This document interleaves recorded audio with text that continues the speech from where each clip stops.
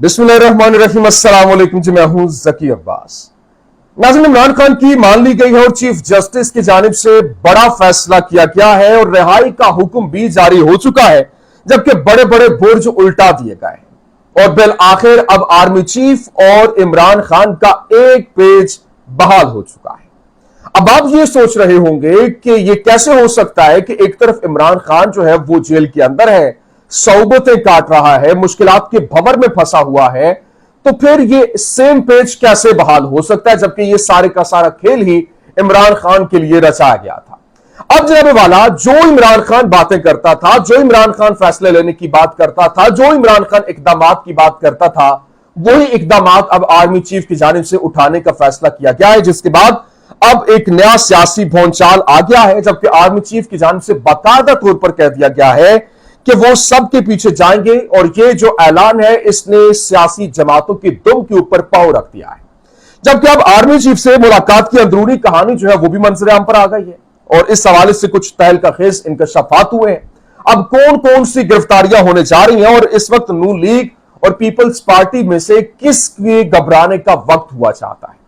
जबकि army chief की जानिब से कुछ यकीन दहानियां करवाई गई थी, कुछ इस हवाले से कि दीगर ममालिक से, सऊदी अरेबिया, दुबई और फिर ये मुल्क जो पाकिस्तान के अंदर चाइना समेत इन्वेस्टमेंट लेकर आने वाले हैं, लेकिन शब्बर ज़ैदी की जानिब से कुछ इस हवाले से मजीद तहलका खेज इंकशाफात किए गए।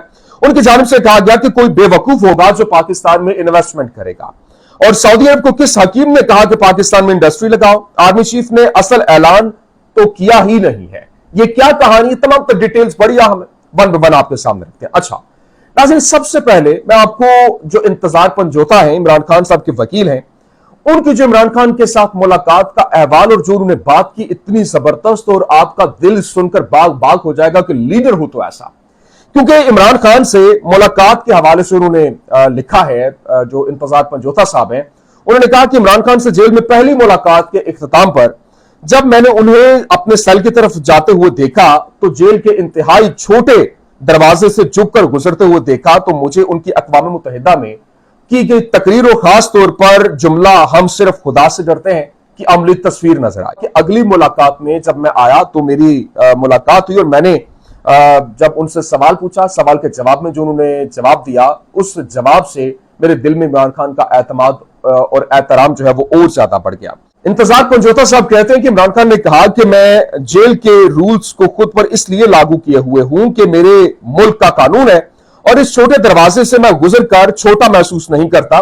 इस दरवाजे से झुककर गुजरना मुझे कबूल है, लेकिन अपने उसूलों पर, अपनी कौम की हकीकी आजादी पर और कानूनों आइन की हुक्मरानी पर झुकने को तैयार नहीं हूं। जीत हमेशा हक और सच की होती है, अब भी हक और सच ही गाले पाएगा। ये कौन कह रहे? इमरान खान साहब। अब ये मैंने कहा ना कि आपका सुनकर दिल जो है वो बाग बाग हो जाएगा कि लीडर हो तो ऐसा आप खुश हो जाएंगे।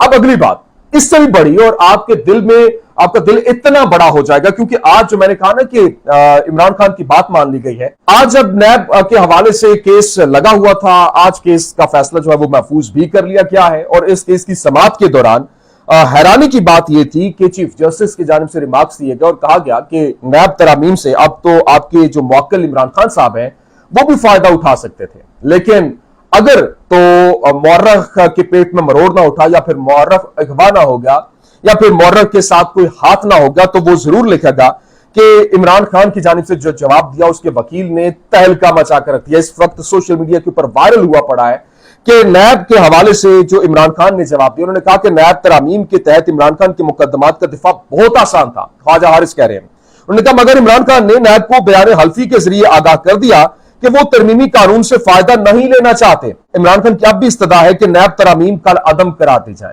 और जब ये उन्होंने कहा, उसके बाद जो चीफ जस्टिस उमर अता बंदयाल हैं, उन्होंने क्योंकि आज 53 समातों के बाद ये आखिरी समात थी, इसके बाद उन्होंने फैसला महफूज किया और फैसला महफूज करने के बाद उन्होंने कहा कि जल्द केस का मुख्तसर और स्वीट फैसला सुनाएंगे। मतलब ये है, आपको मालूम है कि ये नैब तरामीम जो है वो कल अदम होने जा रही है और इमरान खान को इसमें बड़ा एज मिलने जा रहा है और इमरान खान इसमें बड़ा एक फाते बनकर सामने आने वाला है, क्योंकि इस हवाले से 16 तारीख से पहले जो चीफ जस्टिस उमर अता बंदयाल हैं वो ये कह चुके हैं कि वो इस केस का फैसला सुनाना चाहते हैं।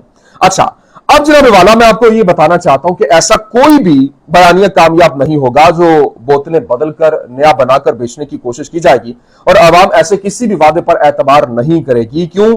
जो कोई बार बार तोड़ा जा चुका, और इस वक्त रजीम चेंज का सबसे बड़ा फायदा ही ये हुआ है कि अब आवाम जो है वो आइन और कानून की बालादस्ती जो है वो चाहते हैं, और तमाम इदारों को आइन के मातहत देखना चाहते हैं, जमहूरियत और पार्लिमानी इदारों को मजबूत देखना चाहते हैं। लेकिन मैं आपको बता दूं कि जो परवेज इलाही साहब है, आज उनके हवाले से उनकी रिहाई का हुक्म जो है वो जारी कर दिया गया, और बड़े बड़े बुर्ज जो है वो उल्टा दिए गए हैं। क्योंकि जस्टिस अमजद रफीक भट्टी जो है, जस्टिस अमजद रफीक साहब जो है, उनके हवाले से ये बड़ी वाज़ेह और दो टोक बात थी, जिसमें कहा जा रहा था कि उन्होंने इनकी रिहाई का हुक्म जारी किया और इन्होंने फिर गिरफ्तार कर लिया। बड़ा दो टोक पैगाम था। मैंने जिस तरह से कहा कि आमने सामने लाने की कोशिशें हैं, तो बाकायदा तौर पर उन्होंने तौहीन अदालत का नोटिस जारी कर दिया। लेकिन आज तौहीन अदालत की समाअत होना थी। आज जस्टिस जो अमजद रफीक हैं, उनको यहां से मुल्तान ट्रांसफर कर दिया गया।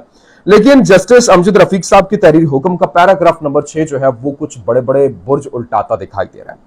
और फिर उसके बाद मैं बताता हूं कि आज लाहौर हाईकोर्ट से भी और फिर इस्लामाबाद हाईकोर्ट से भी एक बड़ी फतह पाकिस्तान तहरीक इंसाफ की और परवेज इलाही साहब की हुई है।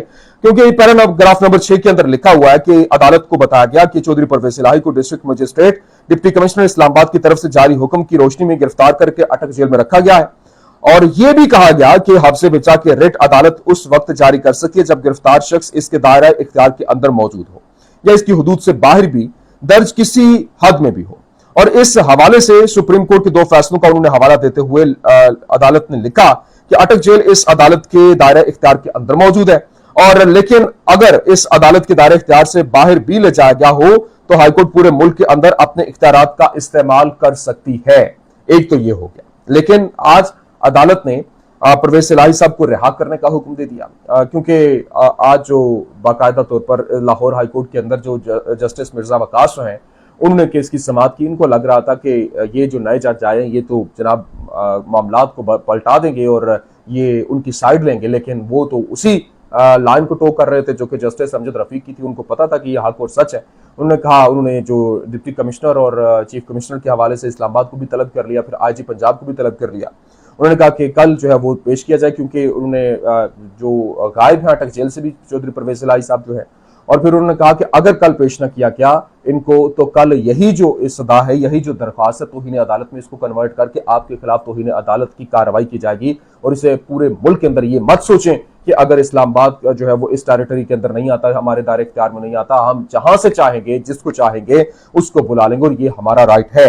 इस हवाले से यह वाज़ेह तौर पर कहा गया। और इसके अलावा आज जो इस्लामाबाद हाईकोर्ट में भी चौधरी परवेज इलाही की MPO ऑर्डर कल अदम करार देने की दरख्वास्त पर समाअत हुई। जस्टिस तारिक महमूद जहांगीरी साहब ने दरख्वास्त पर समाअत कर परवेज इलाही के वकील ने नुक्ता उठाया कि साबिक वजीर आला 3 माह से जेल में है, कैसे नुक्से अमन की हालात पैदा कर सकते हैं। और हाईकोर्ट की हिदायत पर वकील ने 3 MPO का ऑर्डर पढ़ा और अदालत ने इस्तफसार किया कि परवेज इलाही ने इस्लामाबाद में हंगामा आराई या कोई जलसा किया।